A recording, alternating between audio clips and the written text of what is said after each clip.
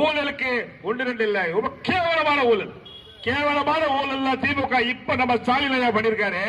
Royapuram, Thiruvika Nagar, Marina beach இந்த 3 இடத்துல மட்டும் 1200 கழிப்பறைகள் 1200 கழிப்பறைகளை சுத்தம் செய்வதற்காக அவர்களுக்கு ஒரு கழிப்பறைக்கு 3 ரூபாய் வீதம் கட்டணம், சுத்தம் பண்றதுக்கு 3 ரூபாய் அப்படின்னு சொல்லி 1200 கழிப்பறை கழுவுவதற்கு நம்ம அரசு துப்புரவு பணியாளர்கள் அதுல பணியில் அமர்த்தப்பட்டார்கள்.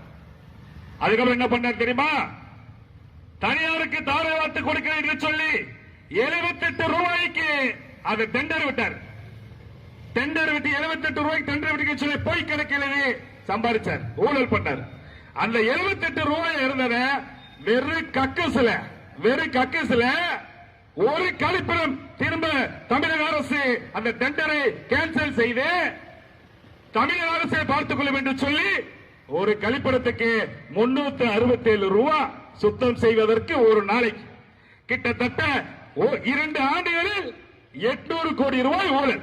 இதுல 1200 கக்கூச கழுவுறதுக்கு 800 கோடி ரூபாய் செலவானதாக தமிழக அரசு கணக்கு கொடுத்து. அன்பு சொந்தங்களே, 5000 ரூபாய் எங்க இருந்து வருதுன்னு தெரியுதா? எங்க இருந்து ஒன்று திரும்ப புடுங்க போய தெரியுதா? அதே மாதிரி நம்ம முன்னாள் நிதியமைச்சர் பழனிவேல் தியாகராஜன் அண்ணன் அவர் உண்மையை பேசியதற்காக அந்த கட்சியினுடைய நிதியமைச்சர் பொறுப்பில் நீக்கப்பட்ட அண்ணன் பழனிவேல் தியாகராஜன் என்ன சொன்னாரு? ஒரு ஆடியோ வெளியிட்டு ஞாபகம் இருக்கா? என்ன ஆடியோ? 2 ஆண்டுகளில் திமுக 30,000 கோடிக்கு மேல் ஊழல் செய்திருக்கிறது என்பதை திமுக கட்சியினுடைய நிதியமைச்சர் தியாகராஜன் தெரிவித்தார். தன் கட்சியினுடைய தலைவனும் தலைவரின் குடும்பமும் அங்க இருக்கக்கூடிய அமைச்சர்களுமே ஊழல்வாதிகள் என்று தைரியமாக தெரியப்படுத்தியவர் தியாகராஜன் அவர்கள். அதன் காரணமாகவே அவர் கட்சி பொறுப்பிலிருந்து அமைச்சர் பொறுப்பிலிருந்து நீக்கப்பட்டார். என் அன்பு சொந்தங்களே, 1-2 ஊழல் அல்ல, அரிசி பேரர் ஊழல், வீரான ஊழல், பூச்சி மருந்து ஊழல், சர்க்கரை ஊழல், ஏகப்பட்ட ஊழல். அதுல இந்த சர்க்கரை ஊழல் ஒரு சிறப்பான ஊழல்.